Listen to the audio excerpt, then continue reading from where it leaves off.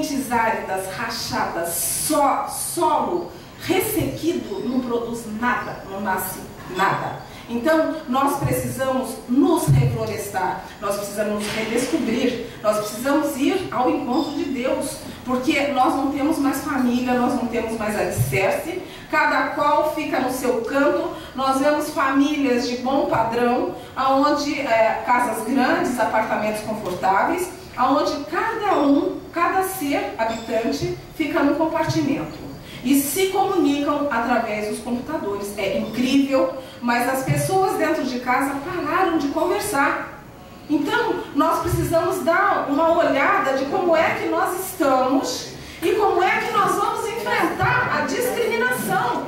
Como se nós dentro de casa nós não conversamos? Acima de tudo, o diálogo é a única saída, não há outra saída. Não adianta querer pegar no tranco. Nós temos que conversar, nós temos que reunir, nós temos que ter o senso de família. Eu estou muito feliz aqui, porque eu vejo que nós temos um ambiente de conversa, aqui nós conseguimos crescer. E eu fiquei ainda mais feliz quando eu lendo a proposta do presidente desse ano, que me parece qualquer coisa assim: conheça a si mesmo para você poder ajudar a agasalhar o planeta. Então eu acho que é isso aí. Nós temos que nos conscientizar que nós somos uma família, nós somos um todo, e quando nós tivermos essa consciência, aí sim nós vamos poder falar em votação de Código Florestal, nós vamos poder falar em tudo isso, né? Eu gostaria de, inclusive, eu estava batendo um papinho com a Silvia quando nós chegamos,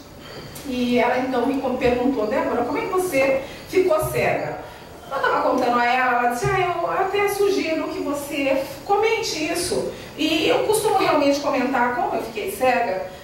Não é porque também tem muita pessoa com deficiência, é assim, a pessoa com deficiência, ou ela é tida como uma pobre coitada, que fica na porta do metrô balançando ali as moedinhas, uma moedinha pro ceguinho, pelo amor de Deus. E quando chega até o final do dia, até que ofere um bom lucro, porque as pessoas vão dando. E você tem no contraponto o deficiente que quer se passar por super-herói. Então, um lado é ruim e o outro lado também é ruim. Os opostos são muito ruins. O bom é a gente ter o bom senso numa hora dessas de difícil decisão, nas enrascadas, nas esquinas da vida, né, nas surpresas que a vida nos prega. Nós temos que ter sempre o bom senso para a gente poder sair das situações. Muito bem, então eu sempre sofri de glaucoma. Quando eu me preparava para mais uma cirurgia, que quem sofre de glaucoma faz trocentas cirurgias.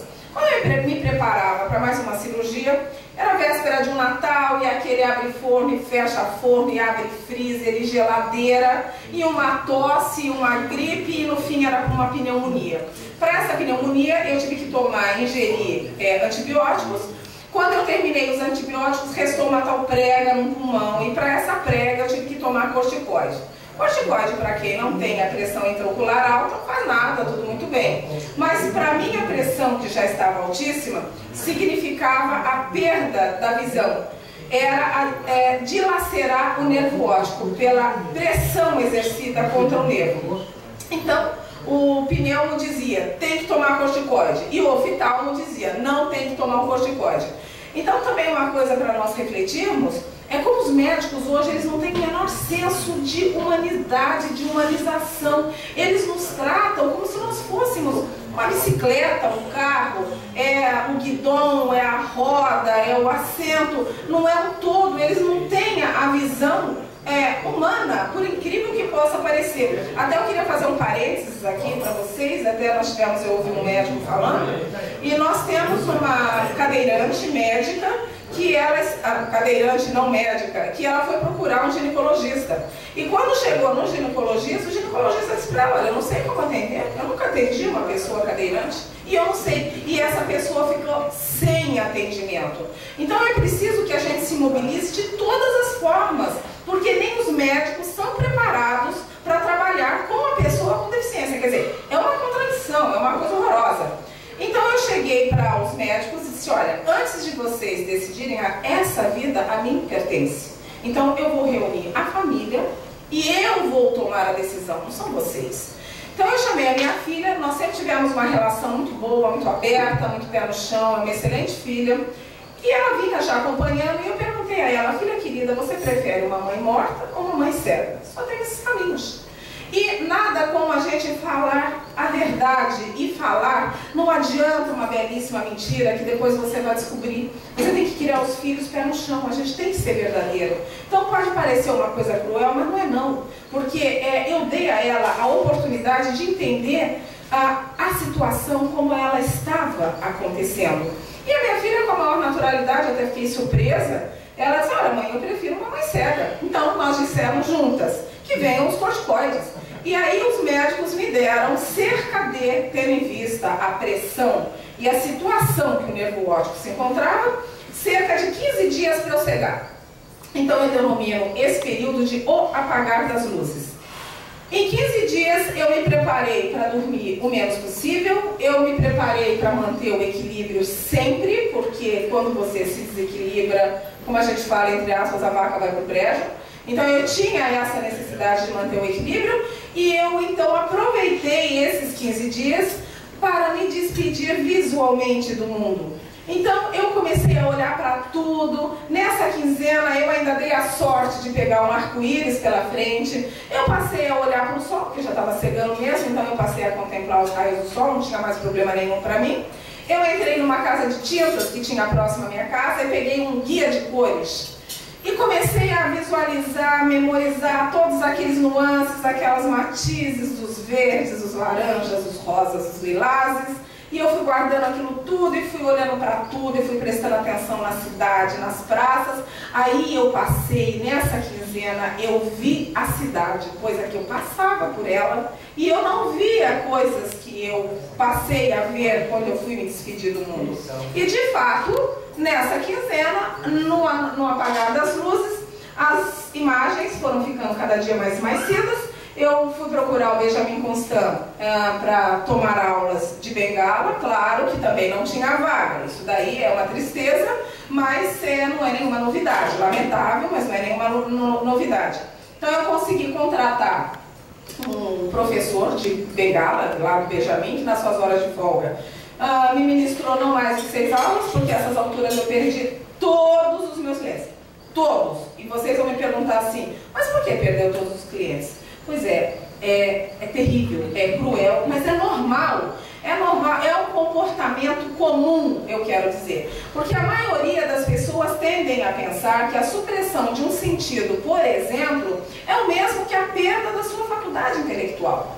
Então eu comentava com a Maria Rodrigues, até antes da gente começar esse bate-papo, eu dizia, pois é, Maria Rodrigues, quando eu era uma pessoa sem deficiência, eu tinha que matar um leão por dia. Agora, com deficiência, eu tenho que matar um leão por hora, porque a todo momento eu tenho que provar à sociedade que eu sou capaz, que eu apenas não vejo com os olhos, só isso. Mas isso é o dia todo, é exaustivo. E aí a gente esbarra na tal da discriminação, porque é pura discriminação.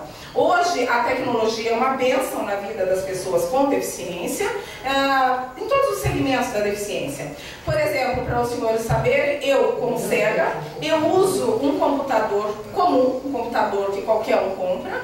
E o que faz a diferença no meu computador? Os programas que eu uso. Então, meus programas são ledores de tela, que eles me leem tudo. Eu leio livros. Hoje eu leio muito mais do que eu lia antes. Por quê? Porque antes, quando eu era sem deficiência, você tem que segurar o livro para ler, óbvio. Eu agora com deficiência, eu boto no MP3, eu boto no meu notebook, eu boto no computador, alguma coisa que sai o som. Enquanto eu leio, eu passo roupa, eu faxino, eu faço várias coisas ao mesmo tempo. Então hoje eu sou uma pessoa que eu estou muito mais informada do que eu estava antes quando eu era uma pessoa sem deficiência. É uma contradição, mas é verdade. Então hoje a tecnologia, por exemplo, eu disponho de ledores de cores. Então eu sei a roupa que eu estou usando, eu sei que cor é o meu sapato, eu sei a cor das coisas, dos objetos, porque eu coloco uma bolinha que tem um ledor óptico e o aparelho fala para mim a cor que é, inclusive com os nuances, se o rosa é claro, se o vermelho é forte, se o verde é mais escuro, o tom do cinza. Então, claro que eu nunca mais vou ser a Débora de 5 anos atrás, é óbvio, isso é uma realidade. Agora, claro que essa tecnologia e muito me ajuda para eu levar uma a vida o mais próximo da realidade possível. Claro que não é exatamente a minha visão, como eu gostaria de ter, mas também não é uma desgraça ser cego, também não é uma desgraça você ser um cadeirante. Eu faço parte da CDPD, da OAB do Rio de Janeiro, onde nós trabalhamos todos os segmentos das deficiências, e nós vemos pessoas muito bem resolvidas, e nós vemos pessoas sem deficiência extremamente mal resolvidas, pessoas que são de mal com a vida. Então, isso é uma questão de ótica. Nós, pessoas com deficiência, nós podemos ser pessoas felizes. Eu continuo sendo feliz. Eu sempre pergunto para as pessoas, eu, depois da minha deficiência, eu optei por ser feliz, e você que me ouve é feliz? Você que é uma pessoa sem deficiência? Então, é preciso que a gente tenha esse olhar para o mundo, esse olhar para as pessoas. Eu, longe de ser uma heroína, mas também muito distante de ser uma pobre coitada, eu acho que eu sou uma pessoa dentro do razoável e que procura todos os meios, as oportunidades para, de fato, conquistar o meu direito de igualdade. Para isso, nós precisamos de acessibilidade. E para isso, nós precisamos da sociedade. Porque o governo não faz a sua parte. Então, as campanhas educativas, as campanhas de acessibilidade não são feitas. E a maioria das pessoas entende que acessibilidade só é acessibilidade física. É uma rampa, é um piso tátil para eu correr a bengala, enfim, as coisas físicas. É você ter um elevador e etc, etc, todos os meios físicos. Mas não. A principal acessibilidade é a comunicacional. Se nós não comunicamos, se nós não educamos, se nós aqui, rotarianos, não nos ajudarmos, não dermos as mãos para fazer realmente uma campanha informativa, se nós não formos multiplicadores de informação, nós vamos ficar nessa miséria humana, vamos ficar nesse monte, esse amontoado de ossos secos, esse crânio vazio, não tem nada, engessado, e não vamos caminhar. Então, nós precisamos, a comunicação é tudo, e a acessibilidade, minha gente, atitudinal, essa então quase ninguém conhece. Nós precisamos mudar as nossas atitudes.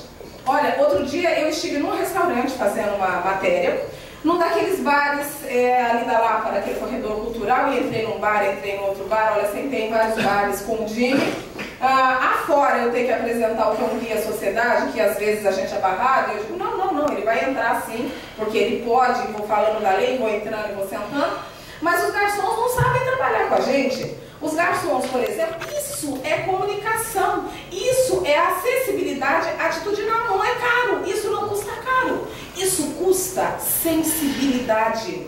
Então, um empresário que tem uma loja, que tem um restaurante, que tem qualquer estabelecimento que receba o público, ele garanto que qual dos senhores aqui, não precisa responder em voz alta, qual dos senhores aqui, empresários com empregados que já teve a sensibilidade de reunir os seus empresários e dizer assim, olha minha gente, aqui nós atendemos o público, vamos aqui saber, se chegar um cadeirante é assim, se chegar um cego é assim, se chegar um idoso é assado, se chegar uma criança quem fez isso? Não precisam responder.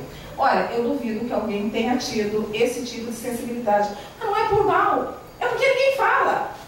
E é porque nós não nos damos conta. Então, quando nós nos damos conta que eu tenho essa oportunidade de estar aqui, estar interagindo com vocês que são pessoas sensíveis, eu tenho certeza que vocês vão dormir pensando nisso. E amanhã, o estabelecimento de vocês, ou depois de amanhã, ou daqui a um mês, vocês vão procurar tornar acessível. Se vocês não puderem fazer uma rampa, se vocês não tiverem um elevador, vocês vão fazer acessibilidade atitudinal e de comunicação. Se a loja é tombada, ninguém vai querer que destrua a loja. Mas se vocês têm uma vitrine que chega até calçada para um cadeirante entrar, se a cadeira dele não passa.